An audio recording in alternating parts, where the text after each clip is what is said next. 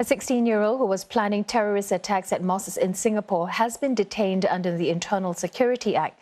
And these were planned to take place on the second anniversary of the Christchurch attacks on the 15th of March. A Protestant Christian of Indian ethnicity, he's the youngest to be dealt with under the ISA.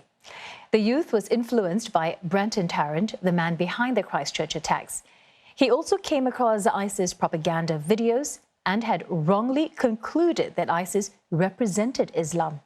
The secondary school student made detailed plans on how to carry out his attacks, including trying to get weapons and a vehicle.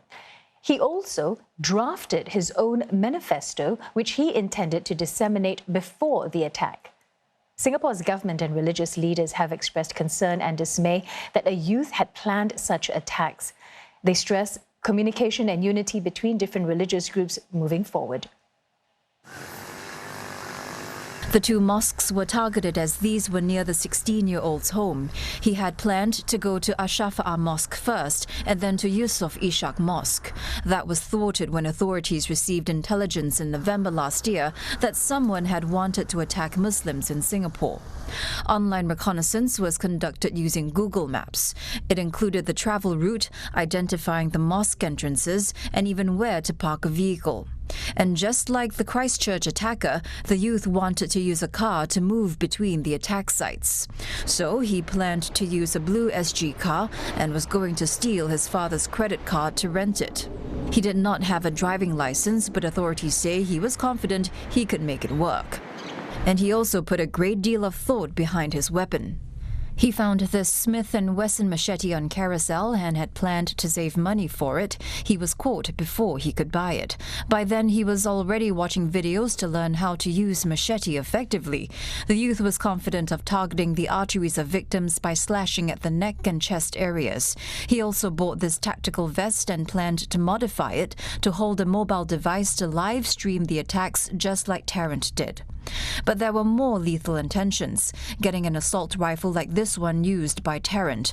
There was even a prospective seller, but the transaction did not go through. The youth suspected that he was scammed when the seller asked for Bitcoin payment. He even thought of using bombs and petrol to set fire to the mosques, but abandoned both options due to logistical and safety concerns. Despite his age, authorities say the youth knew what he was doing. And, he told ISD when we interviewed him, it was quite chilling. He told them, ISD, that he saw only two outcomes for his plans. One, he could get arrested before he carries out, or two, he will be killed by the police while he was executing his plans. So he went in fully prepared, knowing that he's going to die. And he was prepared to die.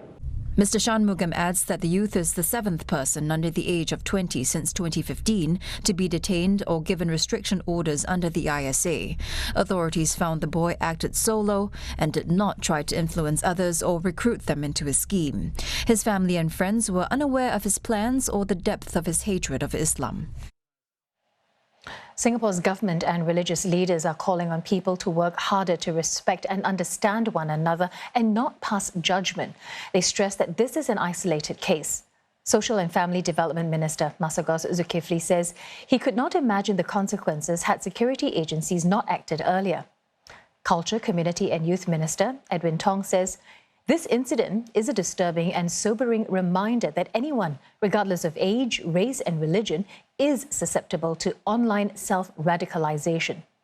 MUIS says it condemns all acts of terror and violence which have no place in any religion. These acts will tear communities apart. We also urge the Muslim community to remain calm and rational during this time. Extremism and terrorism are a threat to all communities and all Singaporeans. We offer our support to our friends from the Christian community in Singapore in our collective effort in countering extremism and terrorism. The interreligious organization says it is worrying when young people become violent towards others in the community and calls for more efforts in building interfaith unity. Addressing the wave of far-right extremism surging across the world, Mr. Shanmugam says it's going to be a long battle to tackle the threat. That's why Singapore takes a tough stance against hate speech. When you can demonize somebody, whether through music or through song or through speech, slowly you start thinking of them as something lesser than human. We have set our face against it. Our population has confidence that the government is in the middle, and we protect you, regardless of who you are, whether you are Muslim or Christian or Hindu. You are a human being, and your sexual inclinations don't matter. We protect you.